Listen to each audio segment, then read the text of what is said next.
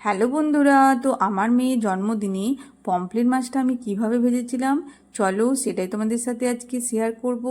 তো পমফ্রেট মাছগুলো আদা রসুন বাটা আর কাঁচা লঙ্কা বাটা দিয়ে ভালো করে মাখিয়ে নেব।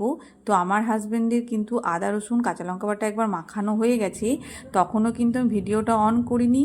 তো আমি বললাম তুমি মাখিয়ে দিলে আমি সব বন্ধুদিকে একবার দেখাতাম।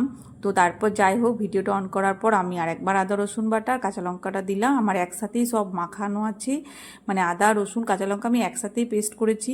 এরপর আমি নুন দিলাম, নুন দেওয়ার পর লেবুর রস দিচ্ছি, বেশ ভালো করে লেবুর রস দেবো যেহেতু এটা গরম গরম ভাজা খাওয়া হবে। তো লেবুটা দিলে খুব ভালো লাগবে টকটক খেতে, তো লেবুর রস দেওয়া হচ্ছে। এরপর দেখো আমি একে একে গুঁড়ো মশলা দিচ্ছি, ধনে গুঁড়ো জিরে গুঁড়ো দিলাম। হ্যাঁ, ধনে গুঁড়ো জিরে গুঁড়ো দিয়েও ভালো করে মাছটাকে মাখিয়ে নেব। তারপর আমি হলুদ দিচ্ছি, এরপর আমি লঙ্কার গুঁড়ো দিচ্ছি, দিয়ে ভালো করে হাত দিয়ে ভালো করে মাখাতে হবে। মাখিয়ে বেশ খানিকক্ষণ রেখে দেব, মানে যতক্ষণ আমরা মাছটা রাখতে পারবো ততক্ষণই রাখবো, মানে খাওয়ার ঠিক আগে অবধি রেখে দেবো। এটা খাওয়ার সময়ই ভাজবো গরম গরম, তাহলে ভালো লাগবে খেতে। ঠিক খেতে বসার একটু আগেই মাছটাকে ভেজে নেব, আর গরম গরম মাছ ভাজা খেতেই বেশি ভালো লাগে। হ্যাঁ, তো আমরা এটাকে এবার কিছুক্ষণ এটাকে রেখে দেব। এরপর আমরা খাওয়ার আগেই সর্ষের তেলে ভালো করে মাছটাকে ভেজে নেব।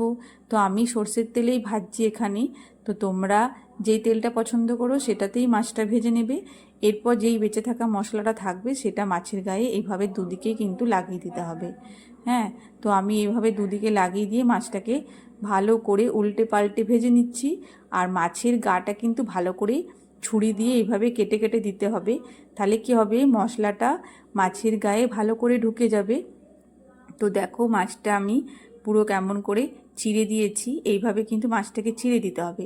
আর খাবার আগে যদি এরকম লেবু আর কাঁচা পেঁয়াজ দিয়ে খাওয়া হয় তো খুব ভালো লাগবে খেতে।